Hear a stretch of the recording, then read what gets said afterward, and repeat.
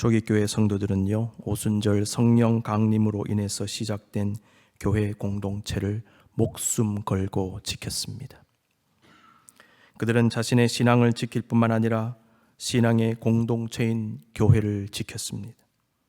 지금도 수많은 성도들이 자신을 희생하여 교회를 사랑함으로 섬기고 있습니다. 그 이유는 교회란 우리의 구원을 위해 십자가에서 죽으신 예수 그리스도의 피와 희생 위에 세워졌기 때문입니다. 교회는 우리를 구원하신 예수 그리스도의 몸이기 때문에 예수님 믿고 사랑하는 사람은 교회를 사랑하고 아끼며 섬기지 않을 수 없습니다. 우리가 잘 아는 대로 오늘 본문 마태복음 16장에는 베드로의 위대한 신앙 고백과 함께 반석 위에 교회를 세우시겠다고 하신 예수님의 말씀이 기록되어져 있습니다. 예수님께서 빌립보 가이사랴 지방에서 제자들에게 너희는 나를 누구라 하느냐? 라고 물으셨을 때 베드로는 주는 그리스도시요 살아계신 하나님의 아들이시니다 라고 고백했지요. 예수님은 이 말씀을 들으신 후에 반석 위에 교회를 세우시겠다 말씀하셨습니다. 18절 말씀, 또 내가 내게 이르노니 너는 베드로라 내가 이 반석 위에 내 교회를 세우리니 음부의 권세가 이기지 못하리라. 여러분, 복음서 가운데 교회, 에클레시아라는 단어가 등장하는 것은 마태복음밖에 없습니다. 주님은 마태복음을 통하여 교회 공동체의 본질에 대해서 알려주십니다. 예수님은 반석 위에 교회를 세우시겠다고 말씀하셨습니다. 그런데 이 반석은 다름 아닌 베드로라는 이름 그 자체입니다. 예수님의 제자 베드로의 이름은 원래 요한의 아들 시몬이지요. 그런데 예수님은 그를 제자로 부르실 때 그에게 베드로라는 이름을 주셨습니다. 마가복음 3장 16절 말씀, 이 12를 세우셨으니 시몬에게는 베드로란 이름을 더하셨고, 베드로는 예수님이 주신 이름입니다. 요한복음 1장 42절, 예수님께서 베드로를 보셨을 때에 네가 요한의 아들 시몬이니 장차 게바라 하리라. 여기는 게바라고 되어 있습니다. 근데 게바라는 말은 아람어 케파를 한국말로 음력한 것입니다.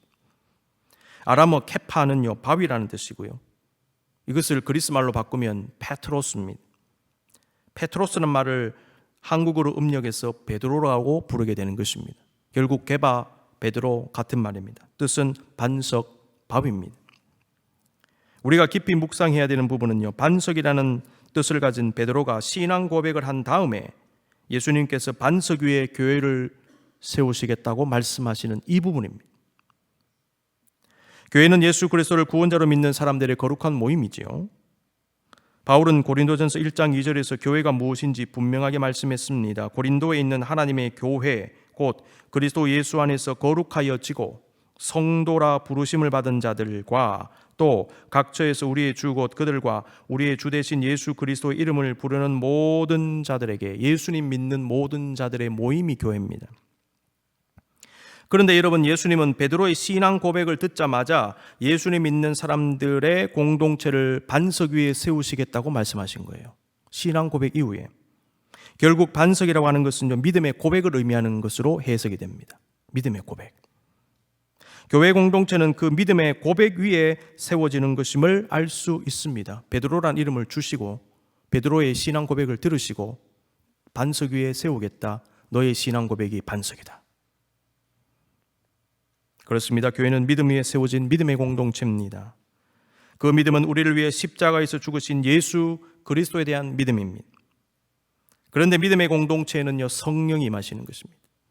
예수님은 요한복음 7장 38절 39절에서 나를 믿는 자는 성경의 이름과 같이 그 배에서 생수의 강이 흘러나오리라 하시니 이는 그를 믿는 자들이 받을 성령을 가리켜 말씀하신 것이라. 믿는 자들이 받을 성령. 사도행전 2장 38절에서도 베드로가 이르되 너희가 회개하여 각각 예수 그리스도 이름으로 세례를 받고 죄 사함을 받으라. 그리하면 성령의 선물을 받으리니. 믿는 자에게 성령이 임하는 것입니다. 성령은 믿는 사람 각자에게만입니다. 동시에 믿는 사람들의 모임인 공동체 전체에 임하는 것입니다. 그러므로 교회 공동체는 성령 공동체입니다. 예수님은 이러한 교회를 음부의 권세가 이기지 못하리라고 하셨습니다. 여기서 음부라는 말의 그리스 말은 하데스입니다. 이것은 당시 그리스 로마 신화에 나오는 지하 세계의 신이라고 알려진 하데스에서 유래했습니다. 이 단어는 히브리 말로 스올인데요.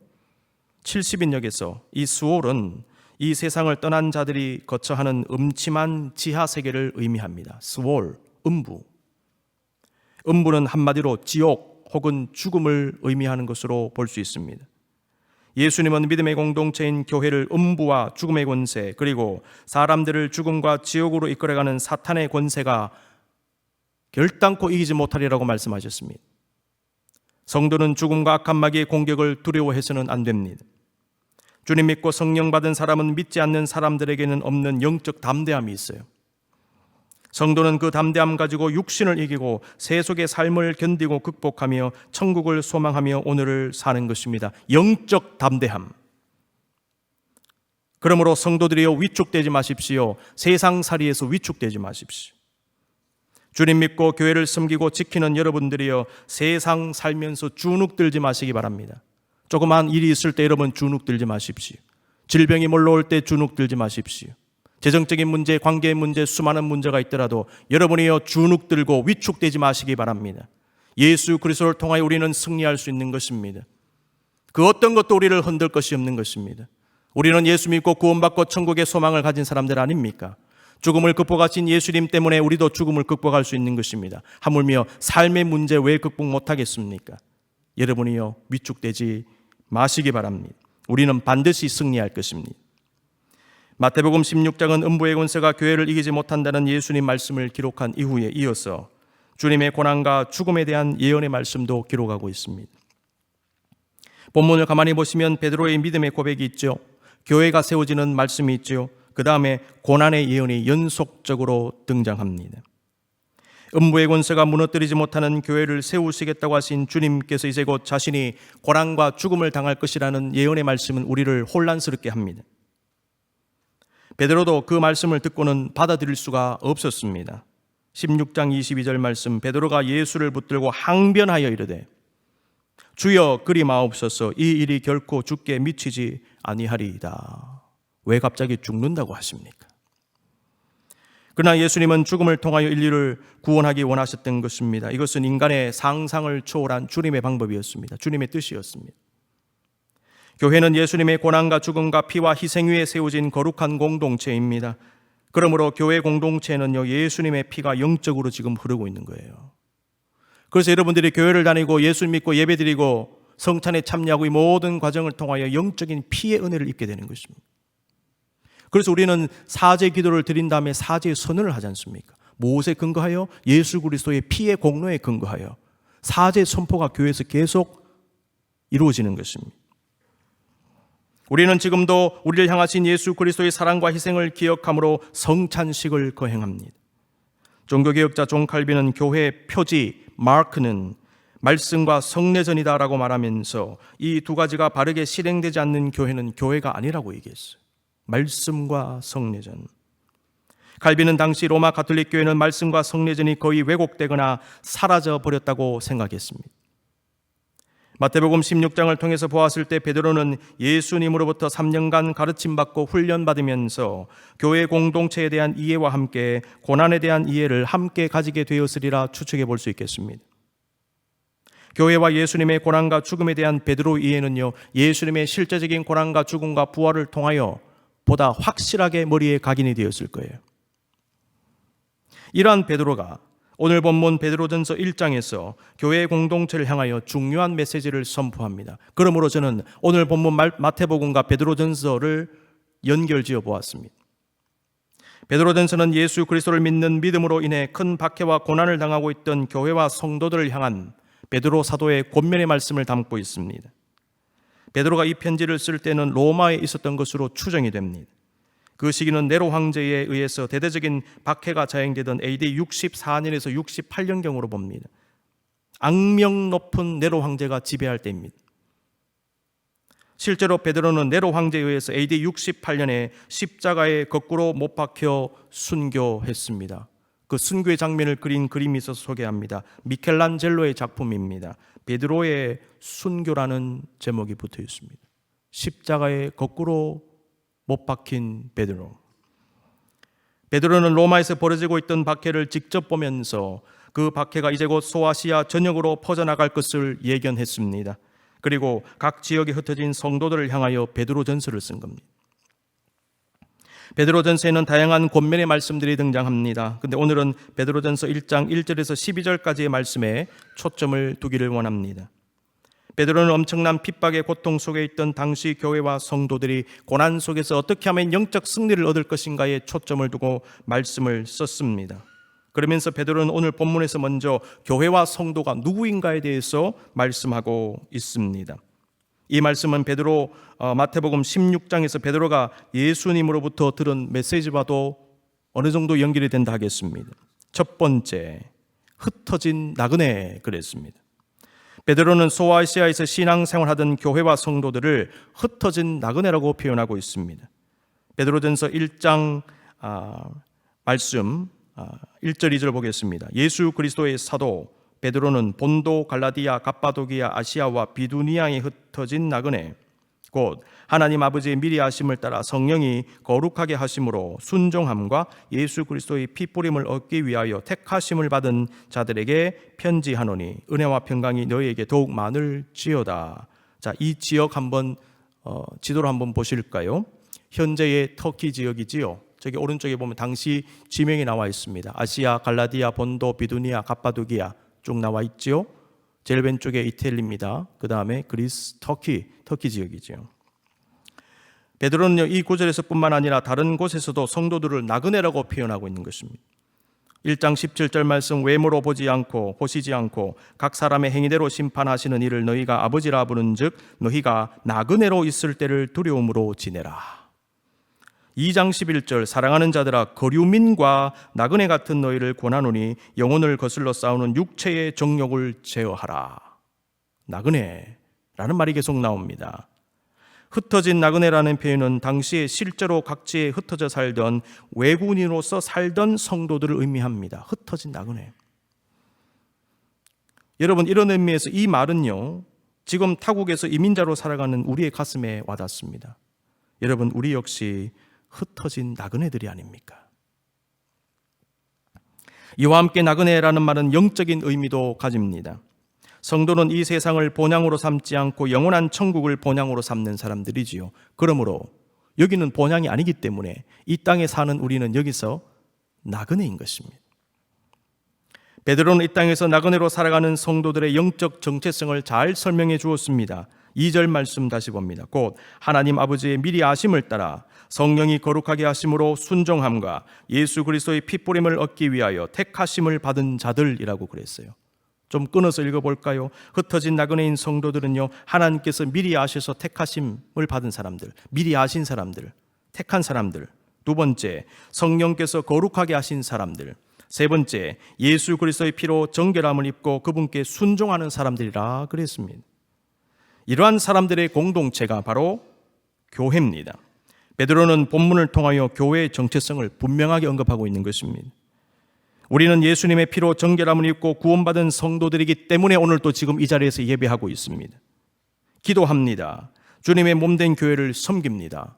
내가 왜 예배해야 되는가? 내가 왜 기도해야 되는가? 내가 왜 주의 몸된 교회를 이 모양 저 모양으로 섬겨야 하는가? 우리는 예수님의 피로 정결함을 입은 믿음의 사람들이기 때문입니다. 만약 나 자신의 영적 정체성이 분명하다면 우리는 자발적으로 주님을 섬길 수밖에 없을 것입니다. 누가 하라고 해서 하는 것이 아닙니다. 하지 말라고 해서 안 하는 것도 아닙니다. 여러분, 누가 교회 나오지 말라고 한다고 해서 여러분 안 나오시겠습니까? 믿음의 사람은요, 나올 수밖에 없어요. 본능적으로 나올 수밖에 없어요. 이게 믿음의 증거인 것입니다. 주님을 향한 우리의 믿음 때문에, 그리고 내 안에 형성된 성도로서의 거룩한 정체성 때문에 우리는 주님을 섬기지 않을 수 없는 것입니다. 자식이 부모를 찾아가듯이. 이것은 근본적으로 성령의 역사입니다. 아울러 영적 나그네 의식은 우리의 본향이 아닌 이 땅에서 우리가 어떠한 모습으로 살아야 하는지를 깨닫게 합니다. 그래서 너희가 나그네로 있을 때를 두려움으로 지내라 그랬어요. 영혼을 거슬러 싸우는 육체의 정욕을 제어하라. 본향으로 가는 나그네는요, 여행 중에 조심합니다. 두 번째, 산 소망을 가진 사람들이다라는 메시지가 나옵니다. 교회와 성도는 소망을 가집니다. 소망이란 천국에 대한 소망입니다. 1장 3절 4절입니다. 우리 주 예수 그리스도의 아버지 하나님을 찬송하리로다. 그의 많으신 긍휼대로 예수 그리스도를 죽은 자 가운데서 부활하게 하심으로 말미암아 우리를 거듭나게 하사 산 소망이 있게 하시며 썩지 않고 더럽지 않고 쇠하지 아니하는 유업을 잊게 하시나니 곧 너희를 위하여 하늘에 간직하신 것이라.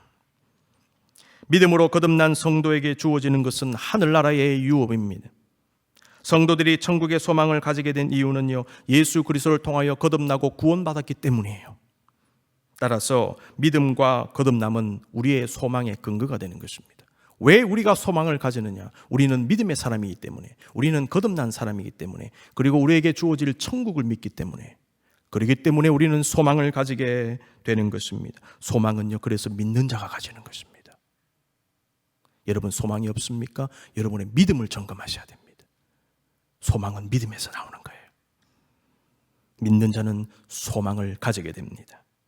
믿음 가운데 천국을 소망하는 성도는 하나님의 보호를 받습니다. 1장 5절입니다. 너희는 말세에 나타내기로 예비하신 구원을 얻기 위하여 믿음으로 말미암아 하나님의 능력으로 보호하심을 받았느니라. 보호하심으로 번역된 그리스말 프루레오라는 단어는 원래 군사 용어라고 합니다. 적의 공격으로부터 시민을 보호하기 위해서 도시 안에 만든 요새를 의미합니다. 하나님은 믿고 거듭난 성도들을 마치 요새가 지켜주듯이 보호해 주신다는 거예요. 그래서 다윗은 이렇게 고백합니다. 여호와는 나의 요새입니다. 이 고백이 그냥 나온 고백이 아닙니다. 베드로는 당시 핍박의 상황에서 두려워 떨고 있는 교회와 성도들에게 가장 필요한 메시지를 준 것입니다. 그것은 바로 환난 중에 소망을 가질 것, 그리고 핍박의 공포 속에서도 하나님의 도우심과 보호를 믿고 두려워하지 말라는 것입니다. 베드로는 말세에 나타내기로 예비하신 구원을 얻기 위하여 라고 말했습니다. 말세에 나타내기로 예비하신 구원. 성도는 지금 환난을 당하지만은 종국에는 평안을 누릴 것이고, 지금은 육체적 고난과 심지어 죽임을 당한다 하더라도 말세에 반드시 이루어질 진정한 구원을 받을 사람들로서 하나님 앞에 서게 될 것이라는 것입니다. 그러므로 성도들은 고난 중에 낙심할 것이 아니라 오히려 소망과 기쁨을 가져야 됩니다. 여러분이요, 여러분의 마지막 순간을 바라보실 수 있기를 바랍니다. 힘들 때는요, 힘든 것만 바라보지 마시고요, 힘든 것 위에 계신 주님을 바라보셔야 됩니다. 힘들 때는 그것이 모든 것이 끝났을 때 있을 결과들을 바라보셔야 돼요. 그래서 말세라는 말이 나와요. 말세에 나타내기로 예비하신 구원, 마지막 순간을 바라보십시오. 여러분이요, 우리가 들어갈 곳은 천국인 것입니다. 그것이 우리에게 엄청난 위로가 될 것입니다. 삶의 힘이 될 것입니다. 위로가 될 것입니다. 세 번째입니다. 믿음과 소망으로 충만한 성도는 그러므로 고난을 극복합니다. 1장 6절입니다. 그러므로 너희가 이제 여러 가지 시험으로 말미암아 잠깐 근심하게 되지 않을 수 없으나 오히려 크게 기뻐하는도다. 베드로는 당시 교회가 처한 고난의 현실을 어떻게 표현했느냐? 여러 가지 시험이다, 이렇게 표현했습니다. 성경은 성도와 교회가 시련으로서의 시험을 당할 수 있음을 인정하고 있습니다. 테스트로서의 시험이 있죠. 유혹으로서의 시험이 있죠. 시련으로서의 시험이 있어요. 본문에는 시련입니다. 세상이 복잡다단하고 온갖 악한 것들이 많은 만큼 우리가 당하는 시련과 고난도 다양할 것입니다. 성도는 주님 믿음에 살지만은요, 시험 당합니다. 아픕니다. 힘듭니다. 피곤합니다. 곤고합니다. 그리고 근심할 것입니다. 그런데 베드로는요, 잠깐이라는 표현을 써요. 잠깐 근심하게 되지 않을 수 없으나. 이 말씀을 우리가 갖가지 시험으로 근심하겠지만은 잠깐 할 것이다, 그 말씀이죠. 그 이유는 근본적으로 하나님께서 도우시기 때문입니다. 아무리 힘든 시련도 영원히 계속되지 않습니다. 베드로는 시험 당하지만은 오히려 크게 기뻐하는도다 라고 말씀했습니다. 그 이유는 앞에서 언급한 대로 예수 그리스도를 믿음으로 구원받게 하시고 하늘나라의 소망을 가지게 하실 뿐만 아니라 하나님의 능력으로 보호를 해주시기 때문입니다. 결국 믿음과 소망의 역사가 우리로 하여금 시험을 이기게 하는 것입니다. 바울은 성도들과 교회에 임하는 시험이 어떤 작용을 하는지에 대해서도 말씀했습니다. 1장 7절입니다. 하나님께서는 여러분의 믿음을 연단하셔서 단련하셔서 불로 단련하지만은 결국 없어지고 마는 금보다 더 귀한 것이 되게 하시며 예수 그리스도께서 나타나실 때에 여러분에게 칭찬과 영광과 존귀를 얻게 해 주십니다. 제가 세 번역으로 읽었습니다. 베드로는 시험은 성도들의 믿음을 단련한다라고 말씀했습니다. 그렇게 단련된 믿음은요, 불로 단련했음에도 불구하고 결국 없어져 버릴 금보다 더 귀하다라고 말씀합니다. 그리고 금보다 더 귀한 믿음은 예수 그리스도께서 나타나실 때에 하나님으로 말미암아 칭찬과 영광과 존귀를 얻게 줄 것이라고 말씀하고 있습니다. 믿음은 하나님의 은혜의 선물이지요. 그런데 칼이 담금질을 통하여 더욱 날카로운 칼이 되며 금이 불을 통과함으로 불순물이 제거되어서 순도가 높아지듯이 성도의 믿음은 시련과 고난을 통하여 거듭나며 더욱 정결해지고 더욱 성숙해지는 법입니다. 저와 여러분의 믿음과 영성은요, 시련과 고난을 통하여 더욱 거듭나게 되어져 있습니다. 그래서 욥은 욥기 23장 10절에서 고백합니다. 그러나 내가 가는 길을 그가 아시나니 그가 나를 단련하신 후에는 내가 순금같이 되어 나오리라. 언제요? 단련하신 후에. 단련을 통하여 순금이 된다는 겁니다. 그렇습니다. 믿음은 시련을 통하여 자라나고 성숙할 것입니다. 정의의 요원일수록 고난도의 훈련을 받습니다. 한 분야에 뛰어난 전문가가 되기 위해서는요, 남들이 하지 않는 깊은 연구와 수련 과정이 필요합니다. 마찬가지로 고난이 없는 믿음의 성숙은 없습니다. 시련을 통과하지 않은 수준 높은 영성은 없습니다. 그러므로 지금 우리가 당하는 어려움은 우리를 힘들게 하지만은 우리를 거듭나게 하는 것임을 알아야 됩니다. 지금 교회들이 고난을 당하고 있습니다. 팬데믹 가운데 특별히 많이 위축되어 있습니다. 하나님이 이 팬데믹이라고 하는 고난도 통과하게 하셔서 순금이 되게 하실 것입니다. 저와 여러분이 당면한 고난이 있습니다. 여러분이요, 순금으로 만드시는 하나님의 은혜 역사임을 믿고 잘 통과하셔서 승리하실 수 있기를 바랍니다. 불순물이 제거되기를 바랍니다. 영적으로 성장하시기를 바랍니다. 더 강한 순금이 되실 수 있기를 바랍니다. 그리하여 영적 승리를 얻을 수 있을 것입니다. 사랑하는 성도 여러분, 교회는 예수 그리스도의 죽음과 희생 위에 그리고 주님에 대한 신앙 고백 위에 세워졌습니다. 우리가 주님을 진정으로 믿는다면 주님의 몸 되신 교회를 사랑하지 않을 수 없어요. 죽는 순간까지. 그리고 흩어진 영적 나그네임을 여러분 기억하십시오. 우리는 믿음의 사람들이며 믿음에서 나오는 소망을 가진 사람들이에요. 그러므로 어떤 환난과 어려움 속에서도 흔들리지 않고 우리가 당면한 시험과 환난을 극복할 수 있어야 하겠습니다. 우리가 당하는 갖가지 불시험은 우리를 힘들게 합니다. 그럼에도 하나님은 그 모든 걸 통하여 우리를 순금이 되게 하실 것입니다. 하나님께서 우리 교회를 순금 같은 교회로 만들고 계신 줄로 믿습니다. 뉴에이번 하나님교회는 영적인 흩어진 나그네된 믿음의 사람들의 모임입니다. 48년의 세월 동안 헤아릴 수 없는 은혜를 주시고 지켜 보호해 주신 하나님께서 앞으로 더 큰 사랑으로 함께 하실 것입니다. 교회 창립 48주년을 기념하며 감사함으로 예배드리는 여러분 모두에게 하나님의 크시는 종이 함께 하시기를 간절히 기원합니다.